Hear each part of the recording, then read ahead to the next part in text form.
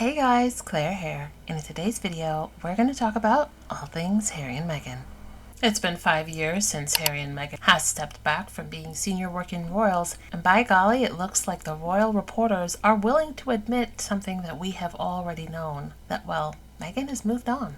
Took him long enough. Doesn't matter what people are saying about the video, and of course some people loved it, other people absolutely hated it, but people are talking about them. They did say after Harry's book, and let's see if it ever happens, this was him closing the chapter on looking back all the time. We're now going to look forward on our business. Meghan's business, she doesn't care what people in the UK think about her twerking video in a Labour ward 4 years ago. She cares about eyeballs, relevance, whether that translates into her business empire as it's becoming. As ever, your paper ran a story the other day, of course, about now she's trademarked hospitality for her As Ever brand. Does that mean Meghan's going to do hotels and restaurants and cafes, or a Soho farmhouse somewhere in California? She sees potential in her brand, and Instagram is the vehicle to get her that business and that custom, and it's all about the United States. It's not about here. And relevance is currency. I can't wait to see how Meghan's brand As Ever evolves. Also, as we await the second season of With Love, Meghan, I'm still holding out hope that we will get some sort of holiday edition of the show. Fingers crossed. We could have a referendum and vote to abolish the monarchy tomorrow, and the media would still find a way to turn it into Meghan's fault.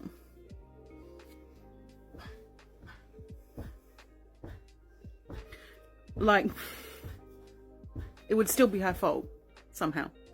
I'm rewatching Harry and Meghan on Netflix, just because I want to.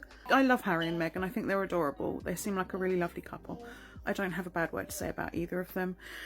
But it annoys me that in 2025, we still have people pretending that they don't know what people in the limelight mean, people in the public eye mean, when they say that they want privacy and that they don't want to be chased by paparazzi. And then people get all up in arms like, oh, I thought you wanted privacy, whenever they share something independently on their own. And it's like, you know good and well that what they want is to choose what is or is not published. And they want to be able to give consent to having their image used. And they don't want people rooting through their bins and trying to trespass on their property and chasing them down the street to get photos. You know good and well that that is what people in the public eye mean when they say they want their privacy. They want to be able to live like the rest of us do and choose what goes online. A particular event happened in the UK, and of course, I've been seeing headlines including Harry and Meghan's name for the past few days, and I'm genuinely perplexed as to why that is the case. They left in 2020, and Harry's made it clear that Charles no longer answers his phone calls, so why would anyone assume that there is a remote possibility that Harry or Meghan would be at that event? But then I thought to myself, obviously, anyone who's been paying attention knows that they're not going to be there. That's not going to stop the press, whether it's in the UK or here in the US, from using Harry and Meghan's name, because it's all about clicks. Now, I didn't watch the event. There's so much going on here in the US, but I did see photos and some videos, and I was really surprised to see just how meager the crowds were. It's summertime, so I would have expected a far larger crowd than what we're seeing in the photos. I don't know what it's called, but the royals, they have something going on. And they're not getting enough coverage. None. Like none. Because of what's going on in the world, right? Guess what? They're gonna blame that on Meghan Markle. The UK press and royal fanatics have engaged in this sort of deranged attacks when it comes to Meghan so frequently and for the most silliest of reasons that the general public now sort of pokes fun at the ridiculousness of so many of these unwarranted attacks. Now, like I said, I didn't watch it, but the video clips that I saw and photographs that I saw did not show that there were protesters. So if you guys watched it, maybe from the BBC and other reputable mainstream media, quote unquote, did they mention that there were protesters? Hey, not my kid! Not my kid!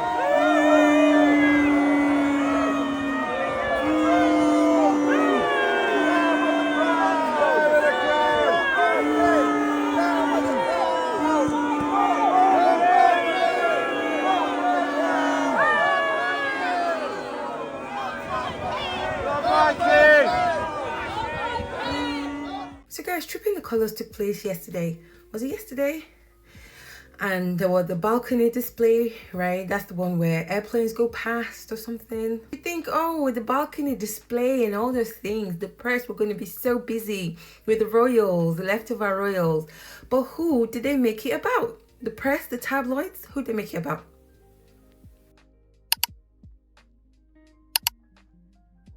Yes, you guessed right, Harry and Meghan. And these are supposed to be the irrelevant royals. Every time they post or do anything, it's, oh, they talked about privacy. Oh, they talked about privacy. Now, all they talk about is Harry and Meghan. Even for Tripping Up Colours, they just could not help themselves but make it about Harry and Meghan. Being there, not being there, they get talked about anyways. I mean, Harry and Meghan are paying the bills of this tabloids, this press people. I don't know why they don't just say, thank you, Harry. Thank you, Meghan, for paying our bills, because we can never stop talking about you. We're so obsessed with you. We hate you, but we're also quite obsessed. We hate you, but we can't stop talking about you. So much for irrelevant. Meghan forced to cancel an event tomorrow. Yeah, that makes sense. What is she thinking anyway? Scheduling an event on Trooping the Color. Probably that she has a free night. But I meant because of everything that's happening in LA. And that is exactly why the museum canceled the event.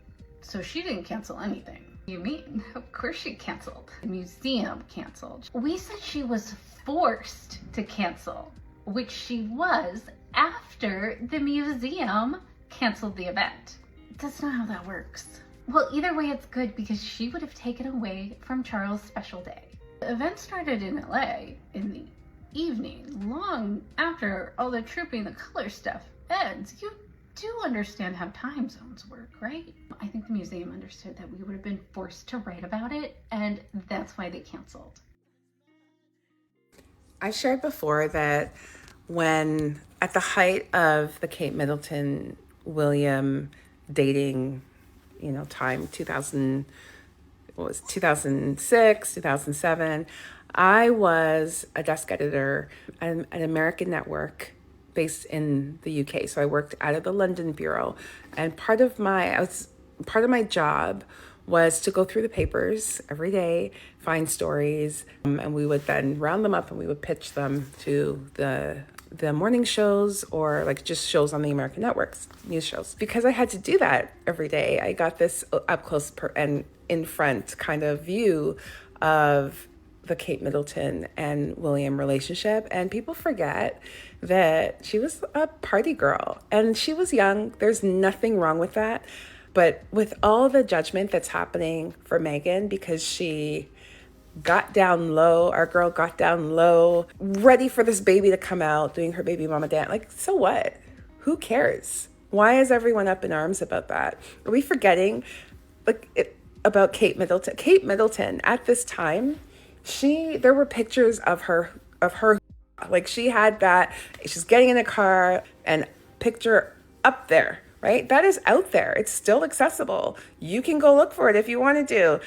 One of the other pieces too was a lot of the photos of Kate, she orchestrated herself. Like we would hear rumors that, especially when she had broken up with William, and she was very intentional about being seen with his friends, being seen out having a good time, kind of like, you're going to miss me because I'm like just still hanging out, I'm still fun, I'm still doing this stuff, right? And we would hear rumors about the fact that her and her sister, they would call the paparazzi. So they at the clubs and things that she attended, they had back exits, and they would intentionally not go that way because they wanted to be seen. So I mean, everyone is on about Meghan. Why are we judging Meghan? Why? Like, it's so blatantly racist. I cannot understand why people can't see that. there's no judgment here for either of these women. Like, Kate was in her young era having a good time. Meghan was in her baby mama era, dropping it because she wanted this baby out and she was doing a cool trend. Like, get over it. Oh, I don't think they're ever going to get over it. On some level, they know that Harry and Meghan are happy and that they've moved on and are happy outside of an institution that they would give anything to be a part of. I have always believed that what these two meant about wanting to be private was exactly this, that they did not have to show their children's faces unless they actually wanted to, because that is another definition of privacy. They didn't necessarily mean that they themselves, Harry and Meghan, would never be seen out in the public eye ever again. That's insane and ridiculous to even expect. What they meant was that they could choose to show you pictures or not. And she even says this in the Oprah interview. She says something like, when I show you one picture, that doesn't mean that you get access to my entire phone's library of pictures. I'm showing you the picture that I want to show you. Because in the royal family, the royal rota, the media decides when and who is shown to the public. Or at least there is more of an expectation that you will show your children's faces at least once a year on their birthdays. So yeah, that whole argument about how they always said they wanted privacy and now we see them all the time. It's like they wanted privacy for when they wanted to show you something or not. It doesn't mean that you will never see or hear from them again. It means that they choose when and where they show you themselves or their family. Let's be honest, he has already damaged his legacy. In his life, he drove 2 different women close to self-unaliving. The first was Princess Diana, who was so lonely in her marriage and in the family that she was depressed. The second woman was Meghan, who was left unprotected by him and the rest of the family and the firm. This is also the leader of the Commonwealth, supposedly responsible for other people of color. And he was also so he couldn't have a half-black woman in his family. Those are the things that will damage his legacy. It's not even like he's even been an effective king, the way that his mother actually was a good queen. His actions, and the actions of Camilla and William specifically, are things that they should never recover from. This thing with Prince Harry is just a continuation of who he has always been. His refusal to speak to Harry is only the last nail in his probably literal. I remember when Harry did that most recent BBC interview, there's a lot of people, some of whom are fans of Harry and Meghan, said, why does he insist on trying to have reconciliation? Why is he doing this interview? Why is he putting himself out there? And it's very obvious that Charles is not interested in repairing that relationship. And I do understand. I don't know what it feels like where your only remaining parent, even with old age and illness, things that we would generally think would soften the heart, is unwilling to reconcile, is unwilling to even admit that they are a part of the problem, unwilling to change that situation so that he would have a relationship with his grandchildren. But I genuinely feel like in those quiet moments, maybe for you in the dead of night, when you're not being what you are to other people, mom, dad, spouse, older sibling, friend, and it's just you and your thoughts. Isn't it the goal that when you're engaging in those moments of self-reflection, that you would be able to be at peace with the things that you say and the choices that you make? I feel like that's what it is for Harry. Now, of course, that's just my thought. I don't know him personally. But I think for Harry, it's not about appearances and it's not about hardening his heart. I genuinely feel like he wants to do what he feels is right. As a son who only has one remaining parent, who is old and ill, he feels it's right for him to at the very least try so that he knows he's done the right thing. Charles knows that Harry has made the attempt, and the world knows that as well. And at the end of the day, I can respect that. If you claim to be an advocate, you need to listen to this. Real advocacy costs. It's not performative. It's not you giving great speeches. It's about what is it costing you personally? Because the real value in any business is built through tension. And there's always a tension between innovation and heritage, between comfort, doing the things we've always done, and challenge, as in challenging ourselves to do things differently. There's also a tension between profit as well as purpose. But a lot of people are finding ways to marry the two. Harry chose purpose, and he built a new kind of equity. And this equity was based on relationships, based on emotional relativity, as well as trust. Now, luxury brands out there, the royal family right now, as they stand, will they dare to do the same?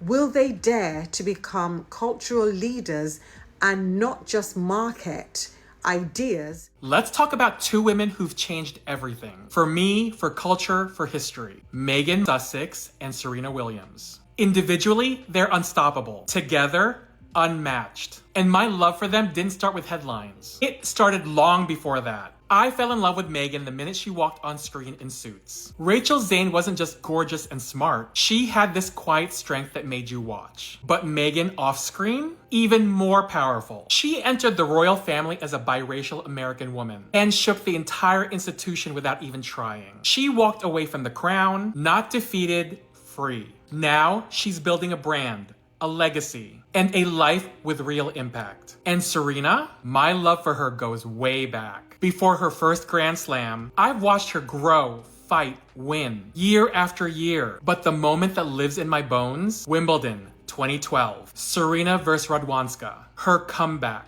I was there, live, center court, watching her rise like a force of nature. Then again, at several US Open finals. The crowd, the energy, the power in every serve. No one commands the court like Serena. She's not just the greatest tennis player. She's a movement. And the two of them together, that's the kind of friendship that deserves a documentary. When Meghan was being dragged globally, Serena spoke up loud. When Serena played her final US Open match, Meghan was front row, cheering her on. It's loyalty, it's love, it's legacy. Black women showing up for each other in front of the whole world. I love Meghan for her grace under fire. I love Serena for rewriting the rules of power. And together, they remind me, you can be soft and strong, royal and real, world-class and wildly human. If you don't already love them, now you know why you should. People have a hard time admitting that they are incredibly susceptible to misinformation and propaganda, particularly when that coverage confirms a bias that they already have. Because you will see a lot of comments that say, I used to love Meghan. I really liked her when she got married. Yes, and you didn't start hating her until the media told you to. Because research has shown that the more we hear some piece of information over and over and over again, the more we believe it to be true. And it begs the question, would a lot of people have these feelings and these thoughts about Meghan Markle if the media hadn't told them to have them in the first place? No one wants to admit that they would not have a lot of these strong opinions about Meghan if they did not believe the propaganda and the misinformation that came from the British press and Rupert Murdoch owned subsidiaries like in America. So how do we fix this? I actually read this article from the University of Melbourne discussing misinformation. Basically what we can do is we can be aware of our own biases and be wary of strong emotions. And I always end these type of videos by saying, I am not telling you that you have to like Meghan Markle. But remember, you don't know her well enough to say she's a narcissist. You don't know her enough to say that she is untrustworthy. You don't know the royal family to say that Meghan Markle isn't being held accountable. For what? Remember, you don't know these people. I completely believe this. You kicked out the people that everybody cared about. the Duchess of Sussex and Prince Harry. So now the royal family and the UK press are trying to figure out, how can we be back number one? No, nobody wants you as number one. Everybody in the royal family is boring and they don't protect people. So anybody like me that love Prince Harry and the Duchess of Sussex, we ain't checking for the royal family at all, because what do you all really got to talk about? So maybe y'all need to go and pray, and just pray and ask for people for forgiveness, and ask for your health at this point, because when you treat people wrong, you know what? You got to deal with something while you're here on earth, okay? If the royal family and the UK press are not being forced to be in modern day, you are now, because now you can't control social media. You can't control a person like me. You can't control other people that love the Duchess of Sussex and Prince Harry and actually understand the truth when the story is told, and not have blinders on. When you know something has been reciprocated over and over and over, you see where the issues is and who the problems are. And we already know who the problems are. It's the royal family and the UK press. Like, they ain't for the right thing, because if they were, they would be okay with treating family as family and not trying to be able to please the monarch and everybody else. Let's stop pretending that women supporting women means all women, because it doesn't, in my experience anyway. Because every time Meghan Sussex shows up in a space, some woman with legacy access makes it clear that she doesn't belong. Brooke Shields, India Hicks, even a lot of women in media. They smile while excluding her. They frame her as too much for simply existing with self-respect and self-esteem. That is not sisterhood. That is silent gatekeeping. And they all preach empowerment, but only platform those who play nice, whose faces fit, and those who actually are about hierarchy. So if your feminism needs permission from power before you can include someone, it was never about freedom. It's about keeping your seat at the table.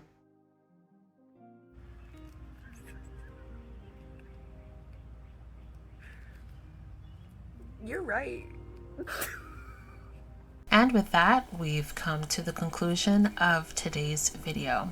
So in the last video, I talked about my upcoming surgery, and I was really nervous to share something so personal. Now, whenever I'm going through something, my default setting is to pray about it, try to find a solution, and work on that. It's hard for me to share or admit that I'm struggling or ask for help. And I have family members and friends who find that to be a bit of a frustrating aspect of my personality. So it was very uncomfortable for me to talk about that.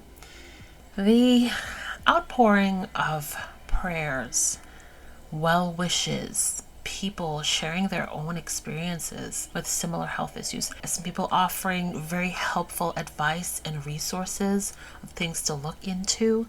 Thank you so much. So many of you have generously donated to help cover some of my out-of-pocket costs. To say that I'm grateful and feeling loved is an understatement. I try to respond to every comment, and on different platforms where people sent messages and donations, I've tried to respond to each and every one of them. I know each platform is different. The only one that doesn't allow me to put a personal message was PayPal, but everything else, I've tried to respond to each and every one of you just to say thank you so much.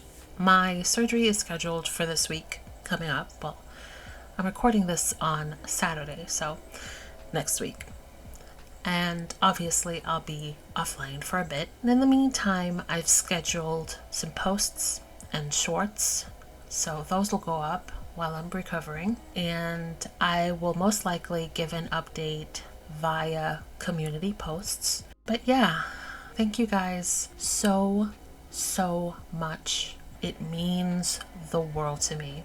I'm not sure when my next full video will be, but whenever I am able, then you guys will know. Wherever you guys are, I hope you're having a wonderful day, and I will talk to you guys in the next video. Bye guys.